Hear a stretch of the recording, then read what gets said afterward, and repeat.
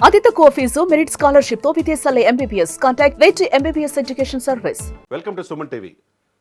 మొత్తానికి పహల్గామ్ సూత్రధారులు పహల్గామ్ దాడి చేసి 26 మందిని పొట్టన పెట్టుకున్న ఉగ్రవాది సులేమాన్ భారతదేశం చేపట్టిన ఆపరేషన్ మహాదేవ్తో తుదముట్టించారనుకోవాలి. ఎన్కౌంటర్లో లేపేశారు సులేమాన్ని. ఇతనే సూత్రధారి. ఇతను చంపిన తర్వాత పహల్గామ్లో జమ్మూ కాశ్మీర్ పరిధిలో శ్రీనగర్ పరిసర ప్రాంతాల అడవుల్లో దాక్కున్నారు ఎన్నాళ్ళు. ఏమైపోయారు అనుకున్నారు. మొత్తానికి పారామిలిటరీ దళాలు కావచ్చు, రైఫిల్స్, ఈ మొత్తం కూడా దీంట్లో 24 రాష్ట్రీయ రైఫిల్స్ కావచ్చు, భారత సైన్యం అంతా కూడా ఆపరేషన్ మహాదేవ్తో వీళ్ళు తుదముట్టించింది అనుకోవాలా.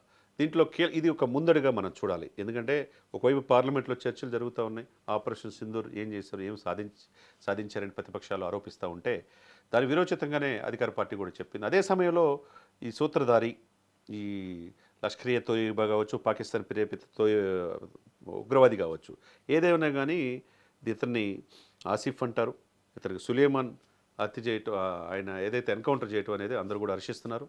ఇటువంటి సూత్రధారులు పాకిస్తాన్ని పెంచి పోషిస్తున్న ఈ ఉగ్రవాదులను తుదముట్టించడం అవసరం అనేది కూడా అందరు తెలియజేస్తున్నమాట. కానీ ఇదే సమయంలో తుదముట్టించడం, అటవీ ప్రాంతం, తీవ్రమైన దట్టమైన అటవీ ప్రాంతంలో ఆ సమాచారాన్ని సేకరించి భారత సైన్యం సులేమాన్ని తుదముట్టించడం, ఇది నైతిక విజయం సాధించినట్టుగా మనం భావించవచ్చు. అదేవిధంగా ఈ సులేమాన్తో పాటు పహల్గామ్ ఈ యొక్క దాడి ఏదంటే టూరిస్టుల మీద దాడి చేసిన ఈ బృందంలో కీలకమైన సూత్రధారి సులేమాన్ హతమైపోయాడు.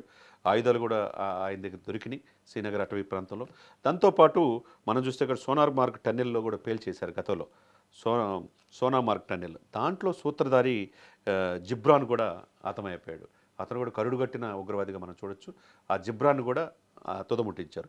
దీంతోపాటు అంతర్జాతీయ కరుడుగట్టిన పాకిస్తాన్ ప్రేరేపిత ఇంకో తీవ్రవాది హంజా ఆఫ్ఘన్, అతను కూడా హంజాని కూడా తుదముట్టించారంటే ముగ్గురు అతి భయంకరమైన తీవ్రవాదులు, నేర ప్రవృత్తి ఎక్కువగా ఉన్న తీవ్రవాదులు, భారతదేశ విచ్ఛిన్న పరమావధిగా భావించే ఈ సులేమాన్తో పాటు ఈ ఇరువురు కూడా మృతి చెందడం అనేది పాకిస్తాన్కి పెద్ద దెబ్బగానే చూడాలి. ఒక రకంగా భారత సైన్యం నైతిక విజయం, 24 రైఫిల్స్ కావచ్చు, తర్వాత 4వ పారామిలిటరీ దళాలు కావచ్చు, మొత్తం సంయుక్తంగా ఇంటెలిజెన్స్ వ్యవస్థతో అనుసంధానం అయిపోయి ఈ ఆపరేషన్ని ఎప్పటికప్పుడు రీసెర్చ్ అండ్ అనాలిసిస్ వింగ్, తర్వాత అజిత్ కుమార్ దోవల్ వీళ్ళ పర్యవేక్షణలో ఎప్పటికప్పుడు భారత సైన్యం, ఆర్మీ, నేవీ, ఎయిర్ ఫోర్స్ వీళ్ళని ఎప్పుడు తుదముట్టించాలా. అమాయకులైన ప్రజల ఆత్మశాంతి కలగాలంటే మరి చేసిన తప్పుని ఎవరైతే చేశారో వాళ్ళకి శిక్ష పడాల్సిందే కదా. ఎన్కౌంటర్లు వీళ్ళందరినీ ముగ్గురిని కూడా లేపేయటం అనేది ప్రపంచం మొత్తం ప్రశంసిస్తుంది. మరి ఇటువంటి ఉగ్రవాద కార్యకలాపాలు భారతదేశంపై జరగటం, ముఖ్యంగా జమ్మూ కాశ్మీర్లో ఇక జరగకూడదు అనేదే ఇది.